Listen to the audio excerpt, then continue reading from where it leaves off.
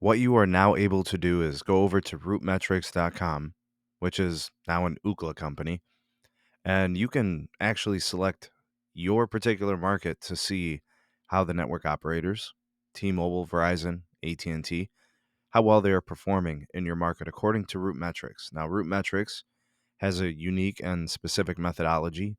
They test for a handful of different objectives in terms of what they measure, speeds, availability, those types of metrics.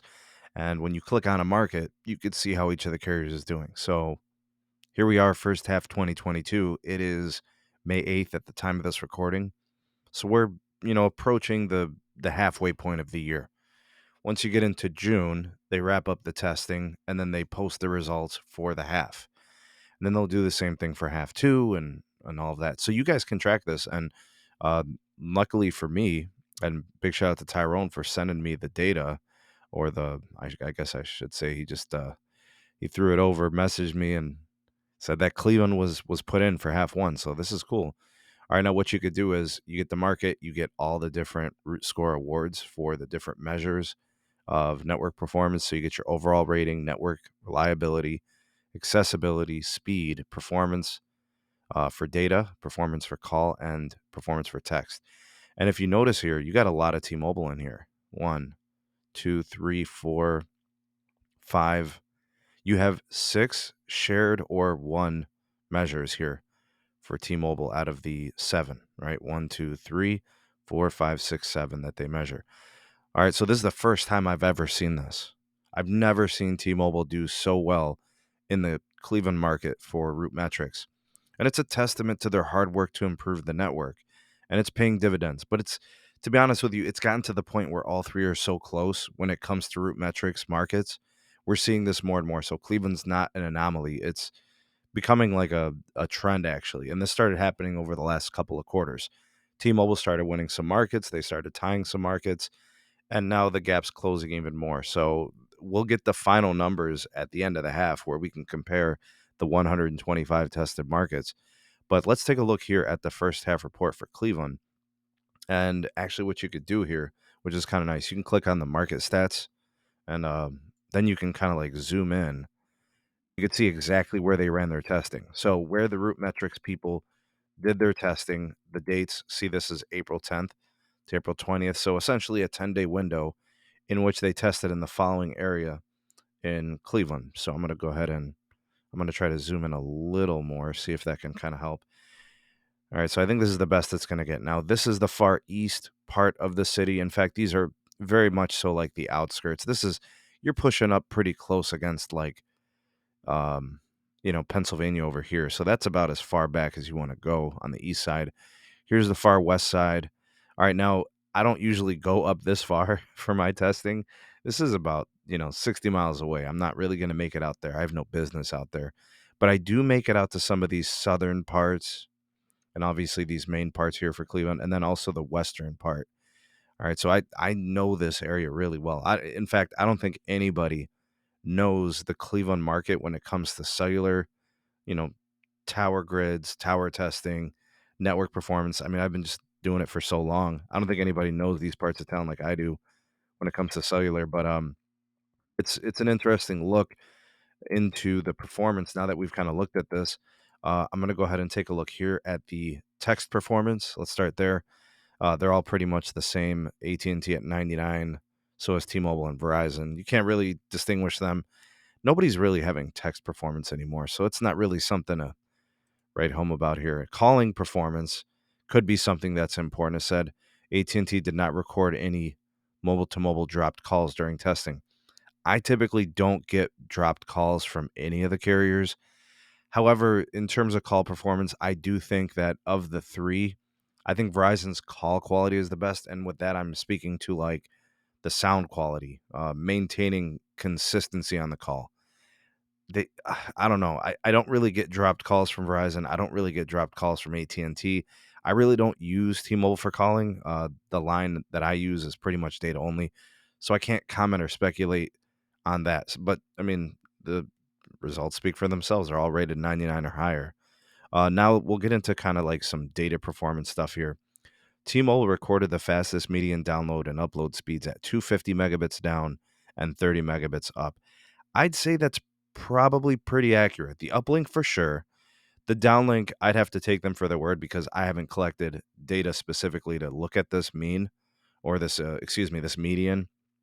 It does seem a little bit high, but it's very possible because the 5G UC, the N41, it's really fast here. Whenever I'm within about a mile of the site, I'm getting like 300, 400, 500 megabits per second. It's very fast. So that doesn't really surprise me all that much. And looking here at some of the other commentary, it says the median upload speed of 30 megabits. That's probably accurate. Their uplink is very impressive. I sometimes I get speed tests on the uplink of like 90 megabits per second, 80, 70. It's common enough to where I could see it really pulling up that number. So T-Mobile coming in at 99.8 for data performance, Verizon at 98.9, and then AT&T third with a 98. In my estimation, this is kind of surprising. I figured AT&T would be a little bit higher than this because they're quite enjoyable and they have a ton of uniform capacity here. Most of their sites are modern, they're up to date, and they're fast, and they have a lot of spectrum on there, and it usually is pretty good. So why it scored so low, I'm not sure. Maybe they had a few bad tests in their testing, and that's what brought down the scores. But yeah, this is a metric that T-Mobile historically has not won here. You guys can see here. This is the data performance metric, and you'll see it's not something that they've won historically over the last couple of years, but they're winning it now. And this dates back to second half 2021. All right, let's go over to the network speed.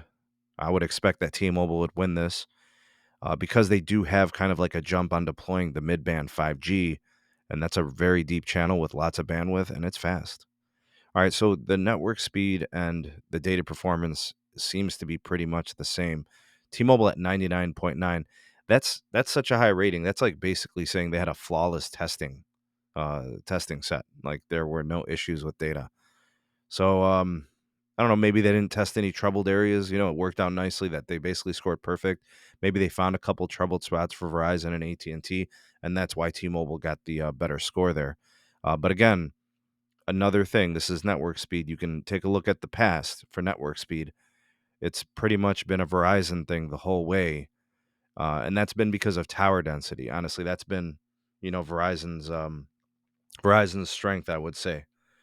All right, so but yeah, it's a T-Mobile thing now. It shows you how fast they're upgrading with the 5G UC. I'd say that with the network speed, 100% tied to N41. And I would expect this to continue to be this way because they're only going to upgrade more sites. I'd say they've upgraded about maybe 40% of the sites here with 5G UC with the N41. All right, network accessibility. This is an interesting measure here. If you look at the past, last couple of years for network accessibility, they started testing this in the first half of 2020. It wasn't something they did previously. So Verizon, AT&T, then AT&T, and then it was T-Mobile, and now again T-Mobile. So this is something that I find kind of surprising. Network accessibility. AT&T scoring so low here at 94, and Verizon at 94, and then T-Mobile at 99. This is shocking. Typically, I use Verizon and AT&T for most of my day-to-day usage. So like when I'm consuming media, when I'm watching like streaming apps, and when I'm doing live streams or whatever, and in my main and all that. These are the two that I count on. I don't typically use T-Mobile outside of speed testing. I guess I'm gonna probably have to start daily driving it again because last year when I used it as a daily driver in the summer, uh, it gave me a lot of trouble. I didn't have coverage at my gym. I wasn't able to live stream from it. So it really wasn't holding up for me. Maybe something has changed, but this goes back to the second half of 2021. So I don't know. I guess I'll have to try it as a daily driver and see if any of that has changed. But network accessibility, they're way far ahead of the two that typically, historically used to win this. And then now it's a T-Mobile thing over the last two halves. All right, network reliability. T-Mobile at 99.5, Verizon 99.2, and then AT&T at 99.1. That's all really, really good. They're all over 99. I guess we're all winners in that respect. Actually, network reliability is one of the things that kind of keeps me away from using T-Mobile as a daily. Uh, I told you guys about the coverage at the gym isn't very good. Dropping out and all of a sudden the network disappearing. Tower sites don't have backup power here. Well, at least most of them don't, not yet. It's something that they're working on. But it looks like it showed well in this particular metric. AT&T has the FirstNet. They have to have backup power. Verizon has always been a first responder network, so they've always had that. So good to see that T-Mobile has closed that gap and really filled it in. When I look at the network reliability, it's always been AT&T and Verizon here. And then T-Mobile kind of coming into the fold starting the second half of 2021. So they've clearly made improvements and strides towards becoming a better carrier in all these different measures. And here's the overall performance: AT&T at 98.6, Verizon at 98.7. So you really can't tell them apart. But T-Mobile coming in at first at 99.4. All I can really say to this is I'm going to have to put T-Mobile as a main, as my daily driver, to see if things have really changed that much in the last 8 to 10 months since I last tried to test drive it as a daily. And what I like to do is I like to use the Google Pixel, all those lifestyle features and the camera. I love it. And I've always loved the Pixel devices. I'm going to put a T-Mobile SIM into my Pixel and daily drive it and see if a lot of that has changed. Really, when I was doing FaceTime and video calls, even like regular phone calls, things were a little choppy. Tower handoffs are rough. Verizon has the tightest tower grid here, so the tower handoffs are excellent. The call quality, again, the sound and everything, it's really, really good. AT&T is pretty good too. Their tower grid's a little bit looser than Verizon's. And then I would say that T-Mobile's pretty close to AT&T's. So we'll see what happens. Maybe things have improved. Maybe the N71 build has helped that handoff situation. Maybe they fine-tuned it. Maybe there's some SA 5G stuff I haven't really been able to test. But that's the first half 2022 for RootMetrics for the big carriers. I'm excited for a day where Dish goes in here and we'll see how it performs. It's kind of weird seeing just the three networks. Remember how it used to be Sprint, and of course they were like at the bottom in a lot of markets, but they did compete regionally in some markets. So we'll see how if Dish replaces them in that way. We'll see. But this is pretty good. This is really exciting. This is what we've always wanted. When T-Mobile and Sprint merged, this was the end game. It was to get T-Mobile to be a better and stronger competitor. They always had the marketing chops. They always had the fighting spirit, the competitive nature as the underdog. And they just needed the bullets, and now they got it. They got these huge network assets of the combination of the two companies, and they're focusing on the network build and all of that, and it's making a difference. And honestly, I'm really hoping that stuff like this can help shift some of the market share inequalities that we have in like areas like Cleveland, where everybody and their mom has freaking Verizon. I'd like to see some of that shift. T-Mobile's got a lot of capacity on there, and customers could be there enjoying the service. And in places where Cox Home Internet and other crappy home ISPs are available, if they're jerking you, you could try T-Mobile Home Internet. And all this putting a competitive fire to Verizon and AT&T to have to build bigger and better networking. So, and hey, Verizon and AT&T, they got the C-band build ongoing.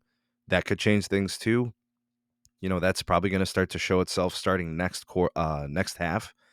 So half two metrics. But be on the lookout for your market. And in fact, some of you may have your market available here. You might want to check it out. First half 22, we've got 70 or so markets out of the 125 that they test, I believe. So check it out. See where you're at.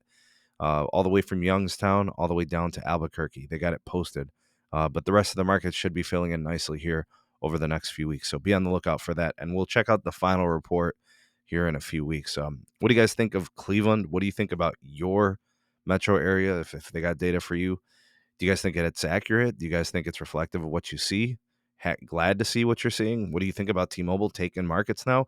I guess what we have to say is at some point, T-Mobile is going to have to finally eat crow and admit that they were wrong and they were lying, that RootMetrics was paid off. Because if RootMetrics is paid off, well, that makes T-Mobile look silly now, doesn't it? Because they're winning markets here. 1, 2, 3, 4, 5, 6, 7, 8, 9, 10, 11, 12, 13, 14. And they got an outright win in Cleveland, 15.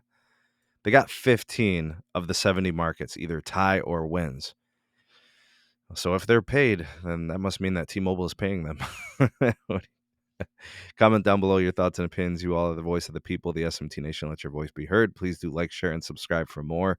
And turn on that bell notifications icon so you never miss an upload. Thanks for watching and engaging. We will see you all on the next video. Peace.